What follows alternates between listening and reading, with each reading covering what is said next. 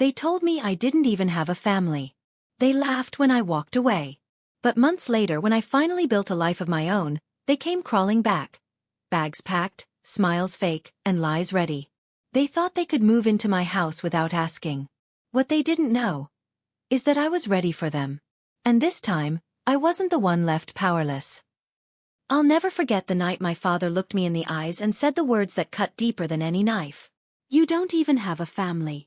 It wasn't a slip of the tongue. It was a deliberate wound. My siblings chuckled, my mother stayed silent, and I stood there, wondering how the people who were supposed to love me could throw me away so easily. I left their house that night with just a suitcase and my pride.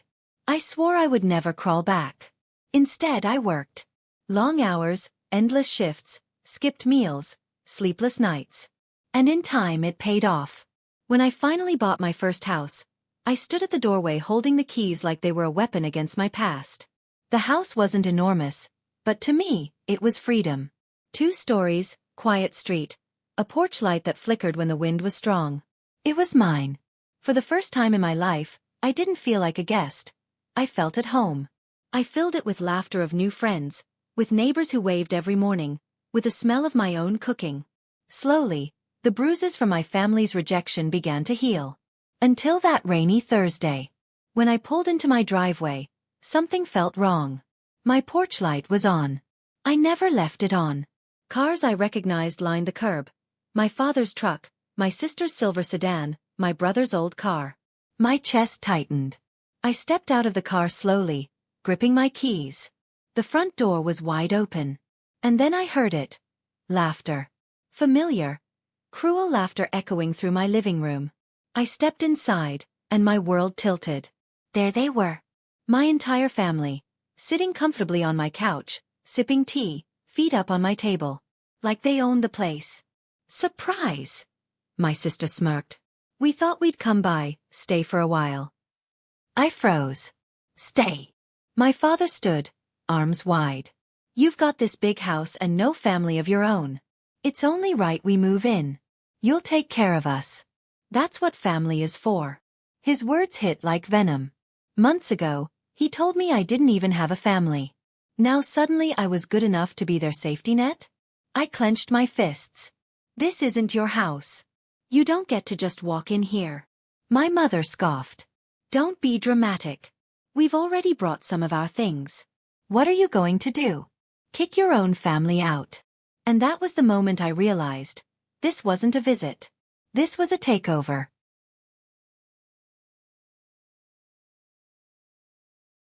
My brother leaned back on the couch, grinning like a king. "Relax. We'll just stay until we figure things out.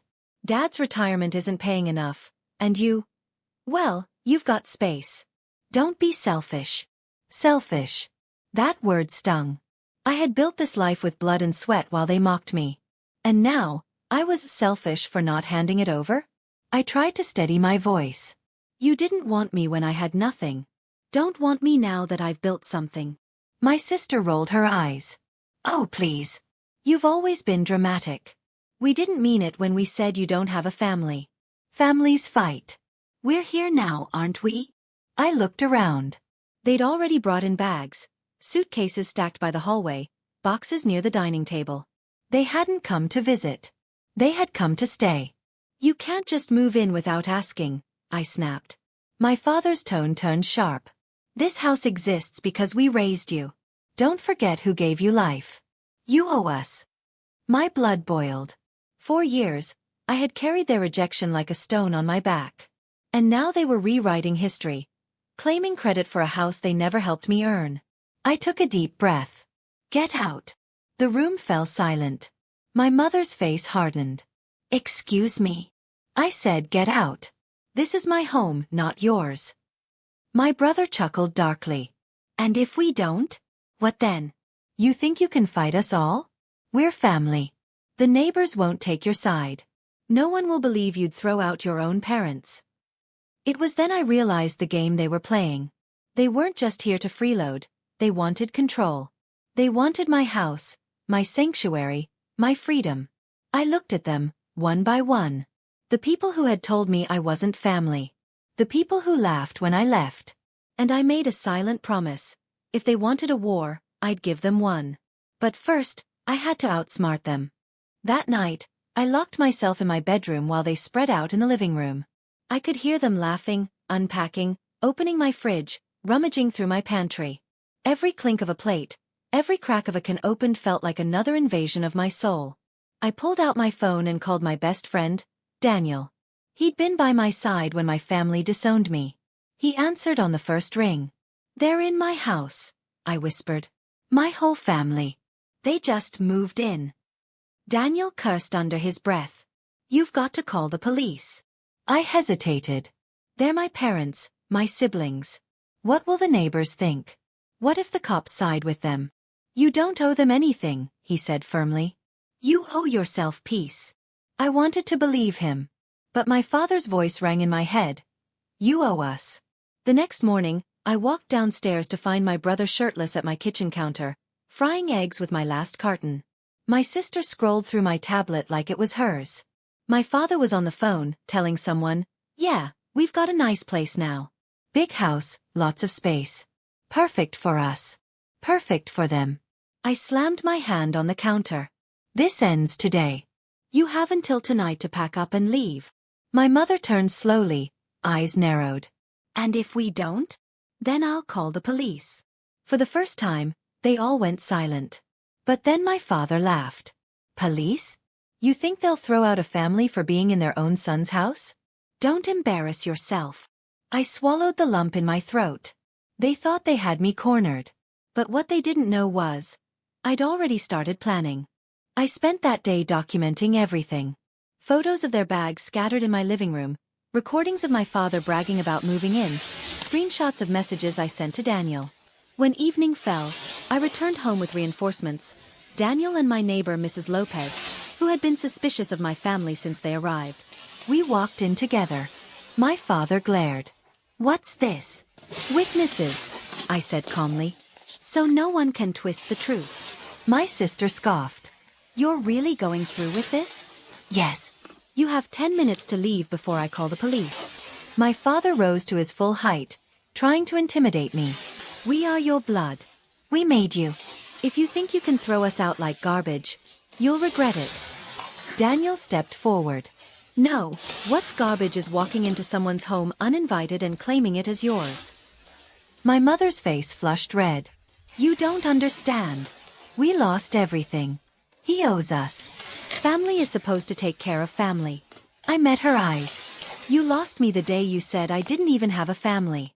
Remember?" The room fell heavy with silence. For once, none of them had a comeback. I pulled out my phone and started dialing. My father's hand twitched as if he wanted to grab it, but Daniel moved between us. Finally, my brother muttered, "Fine. We'll go. But don't think this is over. Blood doesn't just disappear." They gathered their bags in angry silence, slamming doors, muttering curses. As they pulled out of the driveway, Mrs. Lopez patted my shoulder. "You did the right thing, Mijo. Don't let guilt chain you down."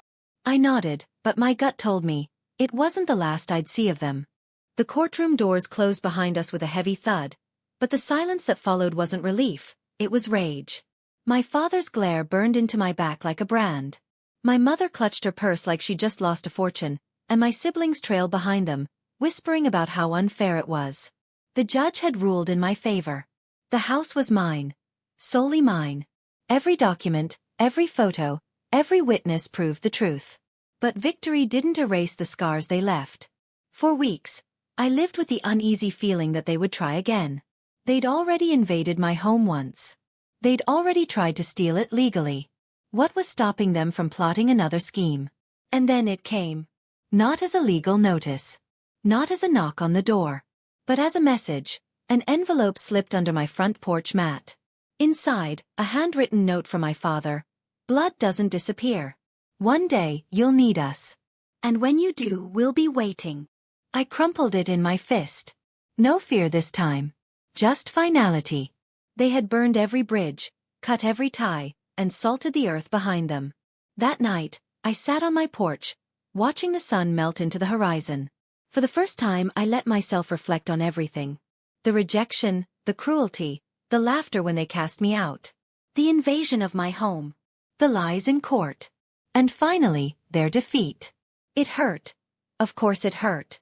No matter how strong you are, betrayal from blood always stings deeper. But I realized something.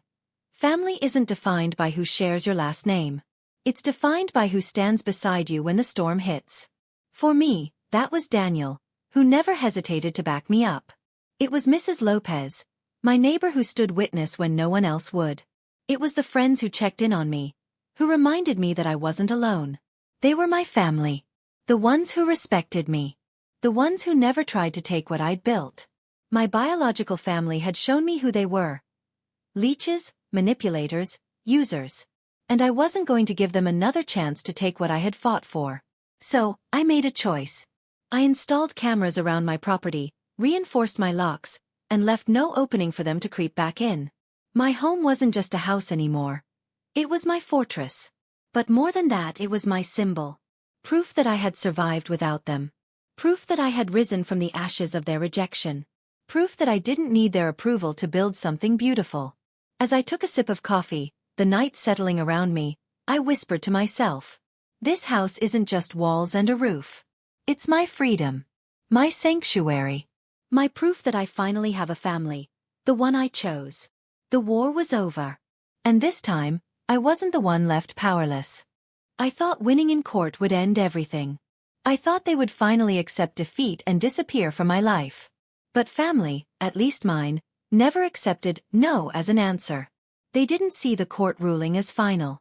They saw it as a challenge. 2 weeks after the verdict, the phone calls began. Unknown numbers at odd hours. At first, I ignored them. Until one night I picked up and heard my sister's voice. You think this is over? She hissed. We're blood. We'll always find a way back in. Click. She hung up. That night, sleep didn't come easily. My house, my safe place, suddenly felt like it had eyes. I walked from window to window, double-checking locks, scanning the yard for shadows. I didn't want to admit it, but part of me feared they were waiting for another chance. Days passed, and the fear turned to anger. I wasn't going to live like a prisoner in my own home. Not again. So I acted. I installed cameras around the property, bought motion sensor lights, and even reached out to a neighborhood watch group. Mrs. Lopez, ever the protector, promised to keep an eye on things when I wasn't home. Don't worry, Mijo, she said firmly. They won't dare try anything with all of us watching. But my parents weren't subtle. My father started showing up at the local grocery store, accidentally, bumping into me. My mother left guilt-ridden voicemails. We only wanted to be with you. We're family. Why are you so cruel? Cruel. The irony of that word almost made me laugh. They'd stripped me of family, invaded my home, dragged me through court, and still painted me as the villain. Then came the letter. Hand-delivered to my mailbox, and signed but clear, this isn't the end. You'll regret turning us away. I took the letter straight to the police, along with the recordings of their calls. The officer nodded, making notes. Legally, they can't step foot on your property again. If they do, you call us immediately. We'll handle it. It wasn't the reassurance I wanted, but it was enough. Enough to know I wasn't powerless anymore. And yet, as I sat in my living room that night, I realized something important. Their obsession wasn't about me. It wasn't about love, or even about family. It was about control. My independence was proof they had failed to break me. That's why they kept coming back. That's why they couldn't let go. But I wasn't that broken child anymore. I wasn't the outcast who left with a suitcase. I was the homeowner. The survivor.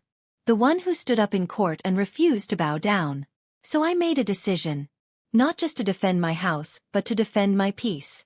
If they came back, I wouldn't hesitate. This was my life now. And for the first time, I realized, I wasn't afraid anymore. 4 days after the storm, I lived in a state of half peace, half paranoia. The cameras outside my house blinked faithfully, the motion lights kept the shadows away, and the neighborhood watch checked in on me often. But deep down I knew, it wasn't over. My family wasn't the type to retreat quietly. They were plotting. Waiting. And then came the day I'll never forget.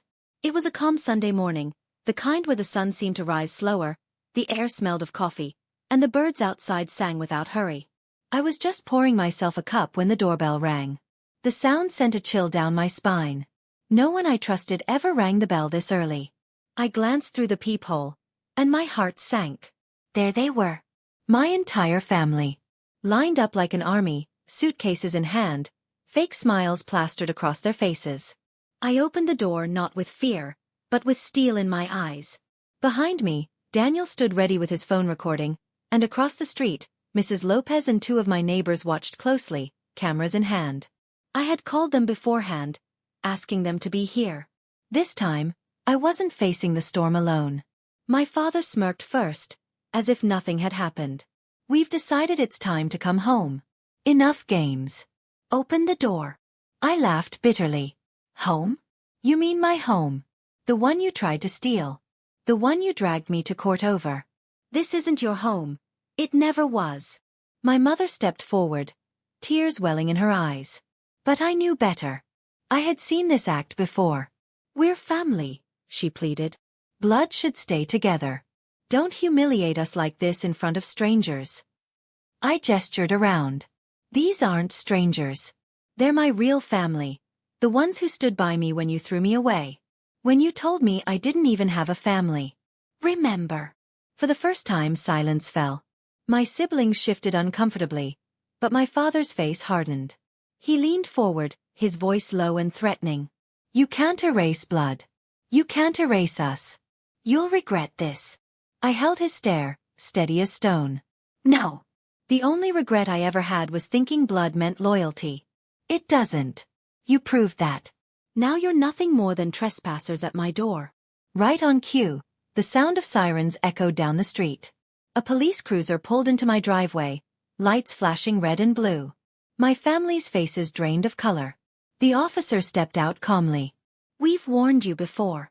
This is trespassing. If you refuse to leave, we'll have to arrest you. My father sputtered, trying to save face, but the words wouldn't come. My mother lowered her head. My siblings turned away. One by one, they dragged their bags back down the steps, their pride crumbling with every step. And just like that, they were gone. As the cruiser followed them down the street, I stood in my doorway, a rush of emotions flooding me. Relief. Victory. Liberation. For the first time in years, I felt untouchable. That night, as I sat on my porch with Daniel and Mrs. Lopez, sipping coffee under a sky full of stars, I realized something powerful. Family isn't defined by blood. It's defined by who shows up when the world turns against you. It's the people who defend you, support you, and love you without conditions. I glanced back at my house, my fortress, my sanctuary, my proof that I had survived. And I whispered to myself, this isn't just my house. This is my freedom. My final victory. And no one will ever take it from me again. The war was over. And this time, I wasn't just free. I was finally home.